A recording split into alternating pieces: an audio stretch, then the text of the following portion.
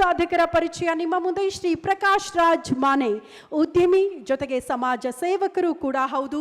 ಅವರು ನಡೆದು ಬಂದ ಹಾದಿಯ ಕುರಿತು ಒಂದು ವಿಟಿ ನಿಮ್ಮ ಮುಂದೆ.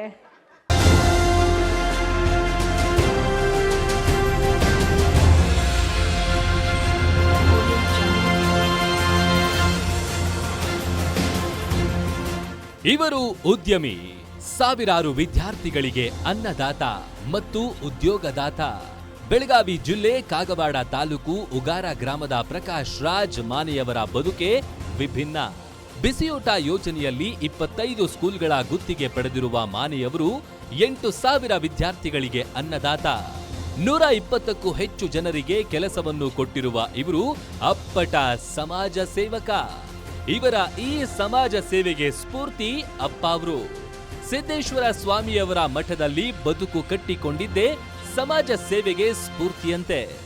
ಗೋವುಗಳೆಂದರೆ ಭಕ್ತಿ, ಹೀಗಾಗಿ ಹಸುಗಳಿಗೆ ಚಂದದ ಮನೆ ಕಟ್ಟಿಕೊಂಡಿದ್ದಾರೆ.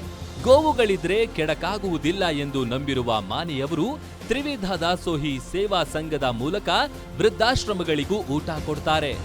ಶ್ರೀ ಸಿದ್ಧ ಸೋನುದೇವ ಮಠದ ಮೂಲಕ ನೂರಾರು ವಿದ್ಯಾರ್ಥಿಗಳಿಗೆ ಬದುಕು ಕಟ್ಟಿಕೊಟ್ಟಿದ್ದಾರೆ. ದೊಡ್ಡ ದೊಡ್ಡ ಕನಸುಗಳಿಲ್ಲ, ರಾಜಕೀಯದ ಆಕಾಂಕ್ಷೆ ಇಲ್ಲ.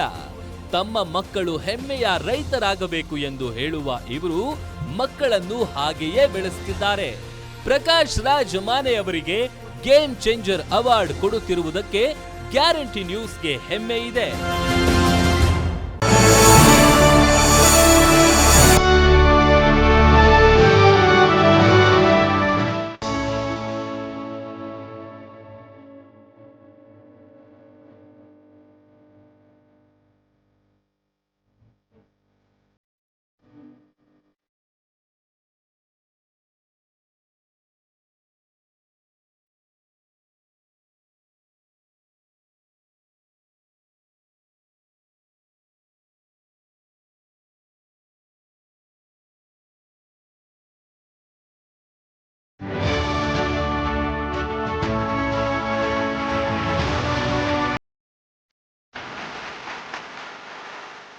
ತುಂಬ ಖುಷಿ ಆಗ್ತಿದೆ ಮೇಡಮ್.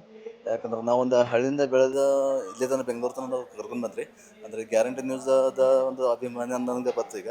ಯಾಕಂದ್ರೆ ಗ್ಯಾರಂಟಿ ನ್ಯೂಸ್ ಅವರ ಒಳ್ಳೆ ಹಳ್ಳಿದಾಗ ಹೋಗಿ ಎಲ್ಲ ಅಂದ್ರೆ ಅಂದ್ರೆ ಚಲೋ ಕೆಲಸ ಮಾಡ್ತಾರೋ ಅವ್ರಿಗೆ ಯಾವ ಗೇಮ್ ಚೇಂಜರ್ ಅವಾರ್ಡ್ ಕೊಟ್ಟು ಸನ್ಮಾನ ಮಾಡ್ತಾರೆ. ಭಾಳ ತುಂಬ ಧನ್ಯವಾದ.